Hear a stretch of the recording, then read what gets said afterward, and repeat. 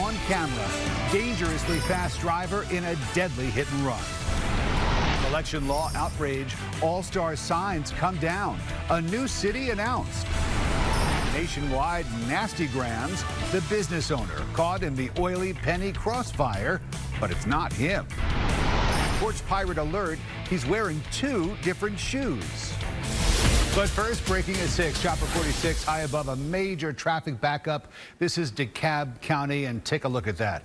285 at Chamblee Tucker Road, and 2 lanes shut down due to a multi-vehicle crash. Several emergency units are on the scene. Traffic just inching by in those alternate lanes. Investigators hope to clear the scene within an hour or so. As we learn more, we'll pass it along. Also breaking tonight, hours after the All-Star logos come down.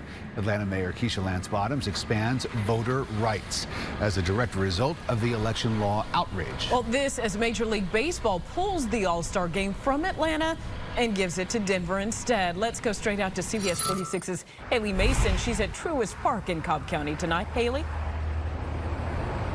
Tracy, this new administrative order just coming out from Mayor Bottoms calls for the implementation of a series of actions to, quote, mitigate the impact of the new voting restrictions imposed by Senate Bill 202, also known as the Election Integrity Act. She says she's looking to expand access in Atlanta, where she sees the new voting bill would limit it for Atlanta voters. Now, this is the second local elected official pushing back against the new law today, as one local prosecutor tells us he doesn't plan on enacting part of this law. Standing in front of the Braves Stadium, activists with the New Order organization announced they support the Major League Baseball decision to pull the All-Star game out of Atlanta. It's in protest to Georgia's new voting law. At the same time, the official All-Star game sign came down at Truist Park. And our part was to come out here today to make sure that we continue to put the pressure on the governor. Wrong is wrong. That was wrong what happened.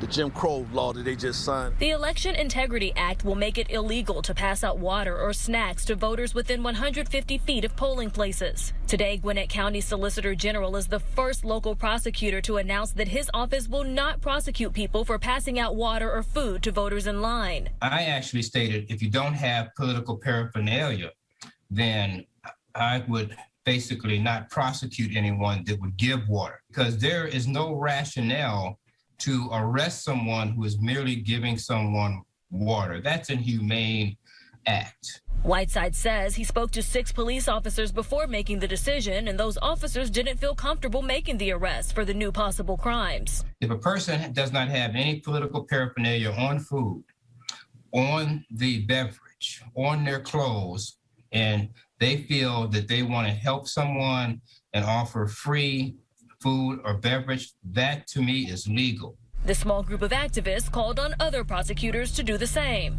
We're asking the solicitors all across the state to join in with the solicitor from Gwinnett when it comes down to anybody being arrested to not prosecute these cases. We're asking the Attorney General Carr to get involved.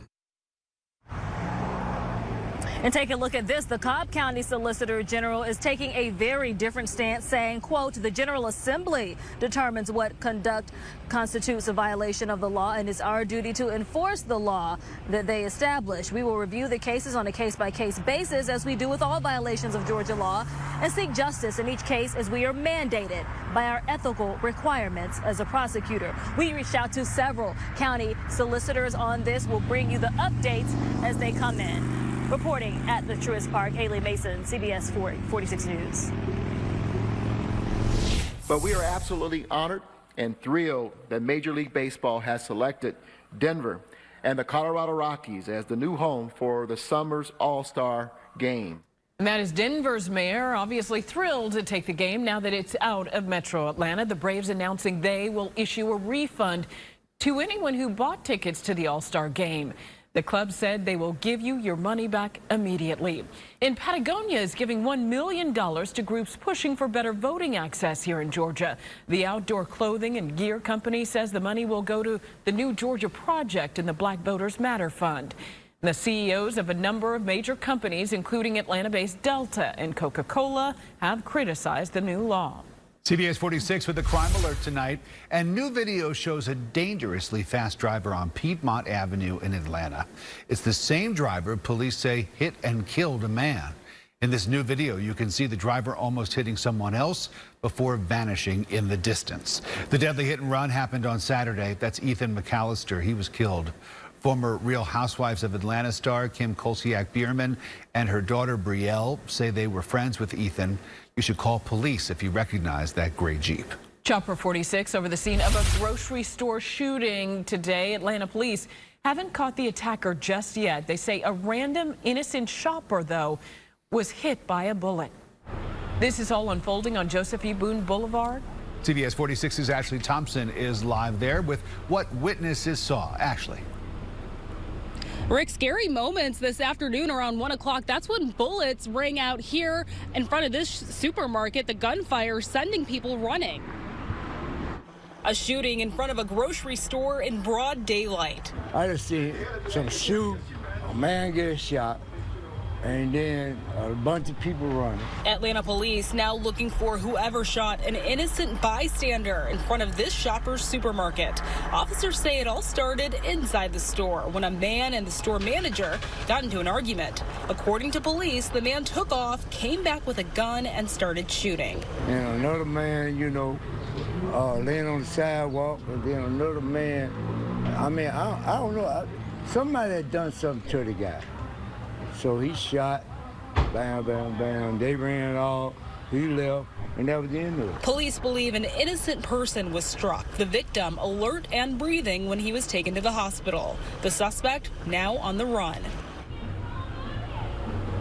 And I spoke with a few people off camera out here who are disputing the police account of events. They believe this was a shooting over drugs outside. We will continue to follow up, though, with Atlanta police to get some clarification. Live in Atlanta, I'm Ashley Thompson, CBS 46 News. Ashley, thank you.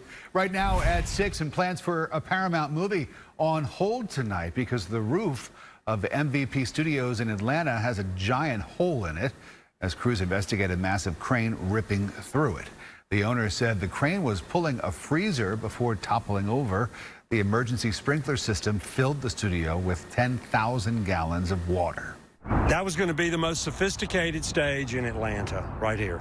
This was designed. Our plan was to bring in large productions and train them with minority candidates that we've been recruiting from the HBCUs to work on large films. There is no timetable on when the studio will be ready for shoots. CBS 46 with an update for you tonight on a violent road rage shooting. Police in Gwinnett say Jaylen Brown is in jail tonight. They say he and a victim got into a fight outside the Academy of Sports in Buford. We showed you Chopper 46 over the bullet-riddled car. The victim is okay tonight. New at 6, a tip leads to a missing woman from Gwinnett found dead in a house in Barrow County. Chopper 46 over the scene where investigators arrested a man named Adam Hurd. That victim is Kim Mason. Police found her body in the crawl space of that house. CBS 46 is your vaccine team. Media mogul Tyler Perry doing his part to get people vaccinated. He teamed up with Grady Hospital to host a vaccine clinic for his studio. Crews and family members over the weekend at Tyler Perry's studio.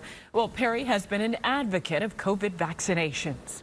Right now in Georgia, over 4 million vaccines have been given out, but the CDC is dishing out millions of dollars to get even more shots in people's arms. CBS 46's Yasmina Alston is live at Mercedes-Benz Stadium. And Yasmina, getting a vaccine is easier for some people than for others.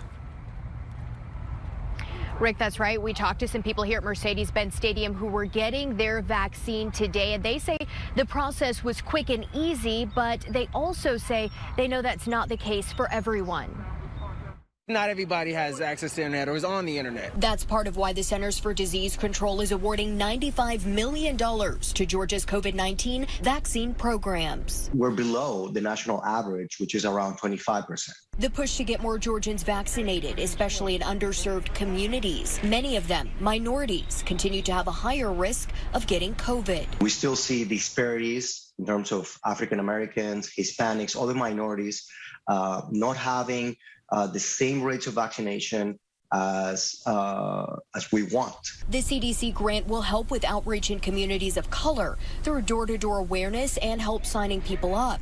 It will also support local health departments and community health centers. We've been able to close some of those gaps by reaching out to partner community organizations, churches, community members that have a good standing within minority groups, essentially putting the word out there that this vaccine is safe, is effective. For some Georgians, getting a vaccine appointment is easy. Chris Drayton just got his first shot. It was pretty easy, actually. I just went online. They said that they had these appointments available. I clicked one, yes. But that's not the case for everyone, especially those where English is not their first language. The CDC funds can also be used to hire bilingual health workers to help those with a language barrier. We really need to get to a much higher level, 70–80%, in order to go back to normal and be done with this pandemic, hopefully. And while we continue to see many people coming to vaccination sites, Dr. Lobello says there is still a lot of work left to do here in Georgia. Live in Atlanta, Yasmina Alston, CBS 46 News. Thank you, Yasmina. Governor Kemp tweeting today on vaccine passports. That's something that a lot of Americans are talking about these days. The governor doesn't support them. He says, I do not and will not support any kind of state-mandated vaccine passport. While the development of multiple safe, highly effective COVID-19 vaccines has been a scientific miracle, the decision to receive the vaccine should be left up to each individual. Tonight at 6, the oily penny saga takes a dark turn, believe it or not. This is the man who is the one getting hate mail from around the country, and he says he's got nothing to do with it. And caught on camera, another porch pirate. Tonight at 6, we'll show you where you need to be careful.